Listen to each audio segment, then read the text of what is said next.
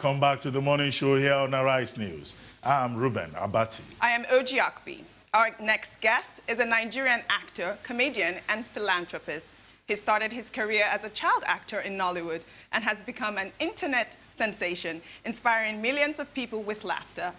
He's also the Nigerian Deputy Youth Representative at the United Nations. Here to discuss his unique philanthropic work, his rise from childhood acting to social media influencer, and his position at the United Nations is Williams Uchemba. Good morning, Williams. Good morning. Thank you Morning. for joining us. Welcome to the morning show. Thank you. All right, let's get to business. Let's start with the work you do with the UN. How did you get involved with the UN? And what are some of the benefits of being a youth representative? Okay, I've been working with, it's actually the Youth Assembly, so it's like the youth wing of the United Nations. Okay. My job basically is to create an awareness to the Nigerian youths Okay.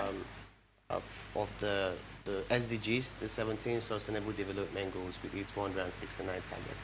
We realize that most Nigerian youths don't know what's happening in the global platform. Okay. And there are a lot of people from different parts of the world that are involved in what's going on. So we are trying to bridge that gap, between the Nigerian youth and the United Nations Youth Assembly.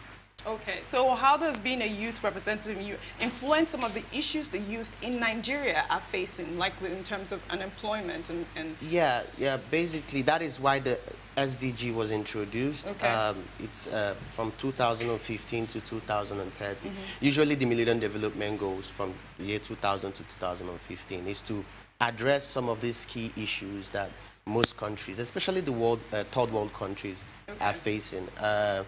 So you have to be able to pick the one that suits you. So what basically we discuss at the Youth Assembly is how to implement this Sustainable Development Goals in our various communities, because the strategy we try to use is to start from the grassroots. So it's not starting from the US, but going back, not just to your country, but to your village, to start with maybe you have bad water, or you have poverty, or you have hunger. You start from there, then when that begins to grow, then it can expand to the national and obviously... Well, I understand that point about mobilizing young people to be aware of these development goals. But Yes. if you look at the Nigerian youth, would you say that they are really incapacitated and they really cannot do much? Where do you really think the responsibility lies? I honestly think it's from the leadership. I think it has always, for the past few years now, being from the government. We have a problem with the Nigerian system. Unlike what you have in the US, where there are a lot of amenities that are already provided for those people. So to do stuff is easy for them. Let's take, for example, a growing entrepreneur in Nigeria, where you have a power problem. You have you open a small shop or store, then this tax people will come and say, give us so and so amount of money, if not, you're not going to sell, And these are cases we've heard that people deal with. So it's very difficult for someone in Nigeria especially, to first fend for themselves. Because most people I've spoken to, I say, the sustainable development, they're like, dude, I'm hungry.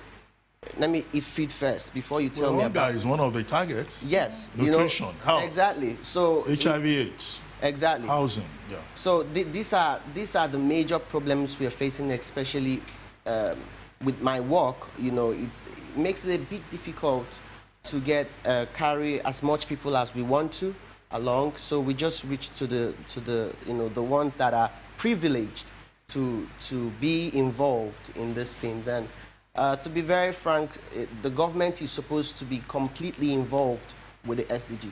China, for example, the last Youth Assembly that we just finished in August, almost 60% of the people that were there were from Asia.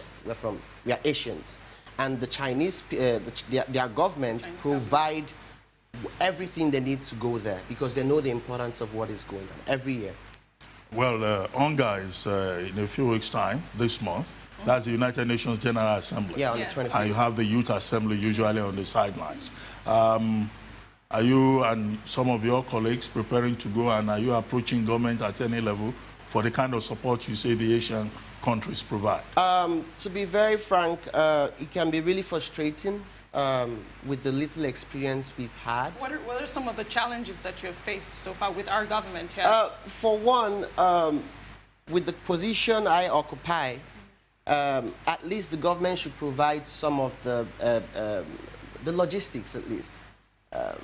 Very embarrassing to say, but all the trips I've made based on this is from private fund, the money I make off other stuff. But I hear you are very rich. Oh, well, I'm a businessman. I do a lot of other things. If you have to survive in a third world country like Nigeria or Yes. Africa as a continent, you need to have at least 7 streams of income. So you have 7 streams of income? Not 7, yeah. Oh, okay. I'm getting to that. All right, But you see, there have been anxieties about achieving those social development goals, millennium development goals.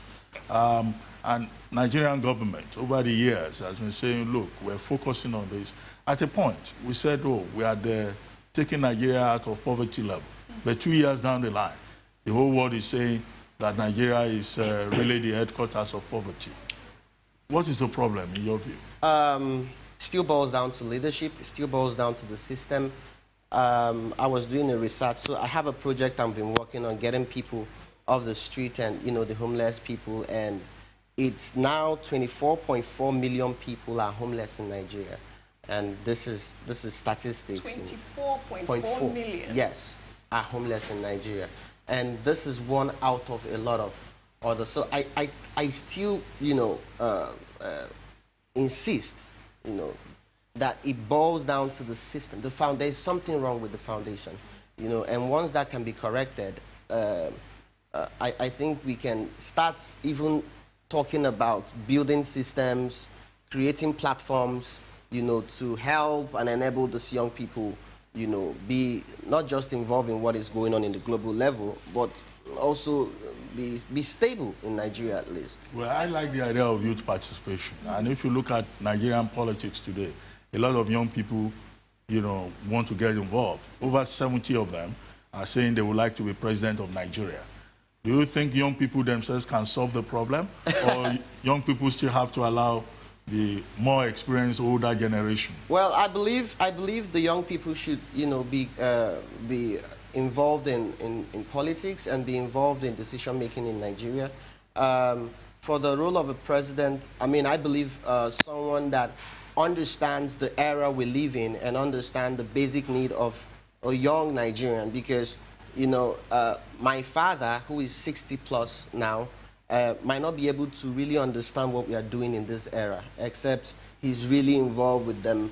We are living in the social media, you know, era and all that. So I think if now I'm not disputing the fact that someone older can still, you know, lead the country, but the person needs to be very informed, knowing that the times have changed. It's not how it used to be in 1960 that it is now, you know. So you have to be able to understand that flow. And it affects a lot of things as well. It affects the technology, it affects the economy, it affects the education. The curriculum that is being used in some universities, I mean, the one I went to, was what the university was that? University of Nigeria. Nigeria, okay, yes. University of Nigeria. The lecturer still uses the one they used to teach him. The same notes, because he brags about it. He said, this is the notes I used. To teach Professor so. Yeah. Who was my student. Exactly. You know, he brags with that. But imagine the difference. And this person is almost in his 60s, Yes. right? Imagine the difference and this world then, the way things are done then and the way things are done now. So it's just, I would say Nigeria needs overhauling. It needs a complete, you know, flushing and starting over. Well, the phrase they use is restructuring. Okay, let's talk about the philanthropic work you do. Last year, you came to Nigeria during Christmas, and you started this gift challenge, which went viral. Some of the comments you got was negative, correct? Yeah. How did that go? Okay, so I was on my way from the airport. I just came into the country to my house, and while I was going home, I saw this man that is probably within 65 years, trying to sell ice cream on the road, you know. And he was chasing this particular car to sell his product. This happened when you came to Yes, Nigeria? it happened in December. Okay. And he tripped and fell. And this boss from the back took him and killed him on the spot. Right in front of me, there was blood, there was ice cream, and you know. And I couldn't sleep that night, knowing that that man that left the house, his family, wife and kids, were expecting daddy to come back with food, you know. But he died right in front of me. And my first question was, what is he doing on the road? He shouldn't even be on the road at the first place, okay? So when I woke up, I saw someone else, an elderly man trying to sell Christmas lights. And I was like, just get off the, how much is everything you're selling? Get off the road. And I saw a lot of them. I think it affected me more because of where I'm coming from. I'm coming from a place where, and I believe anybody that has been outside the country for a long time can testify. When you come back, you see a lot of things are wrong with Nigeria. Was that your first time in a while to be back in Nigeria? Yes. Last Christmas? Okay. Yes, you know, so it kind of like affected my, you know, I just couldn't deal with a lot of things. So, I mean, I had little money with me, and I said, let me try and get as much people as I can off the streets, you know, because I couldn't stand to see a young boy that is supposed to be in school selling banana, or a young girl that is supposed to be in school, or an old woman that's supposed to be either in a retirement home or enjoying, you know, and all this is still because of the system, you know. So you didn't come from the U.S. with this idea? You just, that happened overnight? No, I told my driver, listen, let's do this. And I had some money, I changed it. I said, this money was supposed to be for Christmas, but I'm not doing anything for myself. Everything is going back into the street. So I started by giving them money, but I realized that wasn't going to do enough. So I said, let's empower them. And it will shock you what it takes to empower a young person here. It's the money we use for lunch. You see, the counter-argument that I've heard is that, yes, it's good to be kind, it's good to give back, but if you look at the Nigerian environment, so many people are in distress. How many persons can an individual help? Yes. Now, here's the thing, okay? If we wake up every morning, and because, I mean, this is what I say to myself, 95% of the time we wake up for what we go and get, right? Nobody actually wakes up for what they will go and give. Now, when you say how many people, the question is, if, and this is why I put it out on social media, if I'm helping somebody, and you're helping somebody, and you're helping somebody. Now, it's not just me helping one person, okay? So one of the reasons why I put it out, I have 1 million followers on Instagram. 10% of that is 100,000. So I said, I can either help this person, give this person whatever, and he will be the only person to benefit from that. Or I can give this person something, encourage my followers to do that. If 10% of my followers does that, 100,000 people are benefiting from that. So for me, it became a chain reaction. And that was what happened in December, where everybody started doing it. Share with us some of the success stories with that. Oh, wow. It's been amazing. I think, first of all, we have been, some of us have been so insensitive to realize that we are first humans before whatever, right? Someone said, why are you helping that Muslim guy? Why don't you go back to... I said, if you cut that guy open, what you see in his body is what you see in my body if you cut him open. If he's hungry, the same way he feels is the same way I feel. So why don't I address that first, the issue of hunger, before I start asking him where he's from? Where he's from is not a problem, you know. And I got a lot of criticism, unfortunately, from some people from the Southeast, because I'm from the Southeast. He said, go back to that side and do it. I said, it doesn't matter where I do it from, as long as I'm helping humanity. And it's been really, really successful. We've taken a lot of people off the streets, and we are still doing that. In 2 weeks, I'll be doing a tour around Nigeria. I call it the Give Challenge Tour, where I'll be going to at least 7 states in Nigeria and encouraging people to join me and not just get people off the street, but feed people. People are hungry. Well, great idea, great effort. Thank you. I congratulate you on your commitment to humanity. Yeah. But let's talk about your art. You're an actor, you're also a comedian. I've checked some of your skits, and I see that your approach is quite original. Where did you get that idea of sounding like a baby from? You know what? And you better be prepared. I'm going to ask you to crack one joke for us on this program. Okay. With that voice, so not with the Ajebota voice. I've been in the industry for over 22 years. I literally grew up in the industry, the film industry. But comedy has been in me somehow. But you know, the one you show only when you're with your family or when you're with your friends, you know. But one of the things I say to myself is I make sure I empty everything I have in me so that when I die, when I grow old and die, I'll give nothing to the ground but carcass. So why should I want to keep that in me while I can, you know, help make people's day better? So I decided to do this. And one of the things that also helped me to continue was one day a lady contacted me, and an elderly lady, and she was crying on the phone. She said her mom has been sick with cancer for a while now, and she hasn't laughed in about 6 months. But she watched one of my video, and her mom has been laughing all through the day. It became emotional. Everybody was crying. They were like, "Thank you, Williams. You don't know what you've done to us. This has helped us a lot." So I realized that, listen, you can just give out everything you have and make people's day better at least. Well, how do you make our own day better? You have to crack it. Listen, the problem is not, it depends on my mood. So right now, because we are being professional, let's just... Okay, Williams, this is incredible. And look at your face, you just like changed.